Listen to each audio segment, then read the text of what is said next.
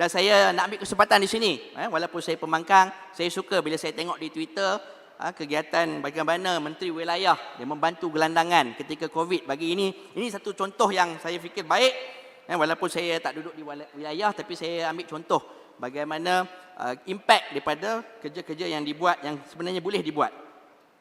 Yang seterusnya saya nak sebut juga tentang kumpulan yang tidak mampu bersuara. Saya bila sebut pasal krisis ni, saya teringat kisah Nabi Nuh. Nabi Nuh ni bila dia buat kapal besar, dia bukan hanya selamatkan manusia, dia juga selamatkan banyak jenis haiwan. Jadi saya nak sebut sikitlah pasal haiwan. Pasal saya pun bukanlah nak kata pencinta haiwan sangat, tapi adalah dalam 40 ekor kucing rumah saya. Jadi sebagai seorang Muslim, saya tidak dapat mengelak daripada mengambil tanggungjawab untuk menyebut ini, walaupun kucing tak boleh mengundi saya nak sebut juga. Ini kisah penting yang kita tak boleh ambil mudah. Kita tengok baru-baru ini berulang isu pembunuhan kucing dalam mesin Dobi. Kita tular juga baru-baru ini tindakan seseorang, dia bakar anak kucing. Lepas dia simbah minyak gas, dia bakar pula anak kucing ni. Ini semua adalah tanda atau kesan daripada kesihatan mental yang membimbangkan. Saya minta Kementerian Perumahan dan Kerajaan Tempatan KPKT lebih proaktif berunding dengan aktivis dan pertubuhan pelindungan haiwan untuk mencari jalan terbaik bagi memastikan tindakan yang diambil bagi mencapai objektif tanpa menzalimi haiwan. Ini kerana saya melihat banyak syarikat-syarikat yang dibayar untuk menangkap haiwan-haiwan yang liar ini dengan cara tidak mengikut SOP. Ataupun prosedur standard yang dibangunkan oleh PBT. Malah penguat kuasa PBT sendiri pun, kita ada bukti, saya ada gambar, kalau menteri nak saya boleh forward dekat menteri, melakukan proses tangkapan ini dengan tidak mengikut SOP. Jadi sila. Terima kasih Puan Yang di-Pertua, terima kasih Yang Berhormat Kang Had. Saya ingin bertanya pandangan Yang Berhormat tentang dulu tahun 2016 Dewan ini pernah meluluskan akta kebajikan haiwan, tapi tak dilaksanakan kerana masalah-masalah berkaitan PBT. Jadi apakah pendirian kerajaan sekarang dan mengapakah kita mengambil masa terlalu lama untuk melaksanakan akta tadi? Terima kasih. Terima kasih Kuala Kedah. Saya minta pertanyaan Kuala Kedah itu dimasukkan sebahagian daripada pertanyaan saya. Jadi kalau begitu, saya percaya sebab Menteri KPKT ini antara yang paling rajin berada di Parlimen. Saya percaya beliau mendengar dan mencatat, dan saya berharap satu tindakan diambil dengan lebih berkesan. Jadi antara cara yang boleh saya cadangkan ialah bagaimana KPKT boleh bertemu dengan aktivis-aktivis haiwan ni. Mungkin mereka ini diberi lesen sebagai kumpulan yang sepatutnya menjalankan kerja-kerja yang untuk tangkapan. Jadi supaya tangkapan itu dibuat kata dengan ihsan, supaya kalau kita tak boleh bantu aktivis ataupun pertubuhan-pertubuhan perlindungan haiwan ni, kita tak boleh bantu dengan cara bagi duit, kita bagi kontrak untuk dia yang tolong tangkap. Jadi tak timbullah isu tangkapan tidak mengikuti SOP dan sebagainya. Dan saya tahu sebelum ini juga untuk berkaitan haiwan ni kita wujudkan banyak lembaga.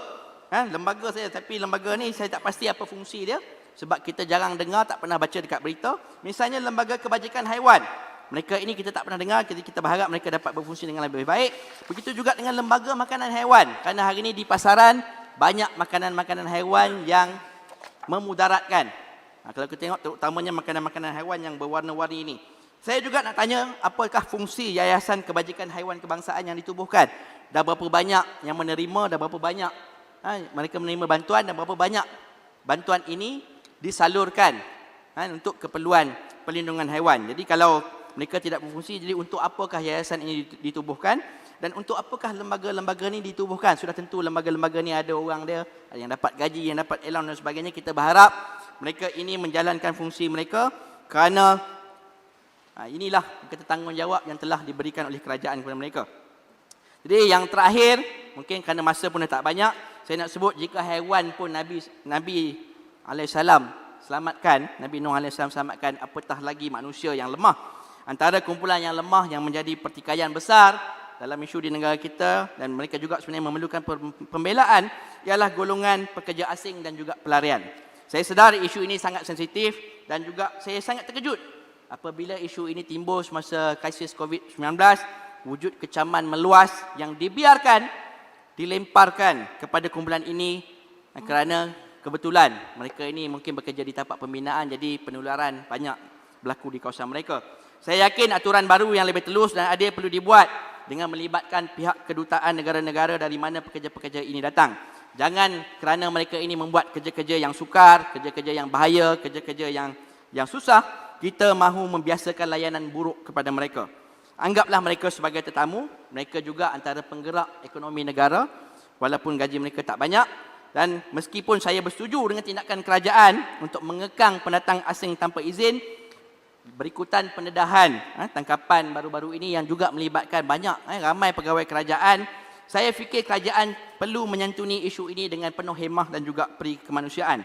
Kita mahu mencari dalang, kita mahu menyelesaikan isu parti ini, tetapi jangan lupa bahawa mereka juga adalah mangsa daripada kezaliman sistem yang selama ini mungkin kita biarkan ataupun kita tidak ambil secara serius.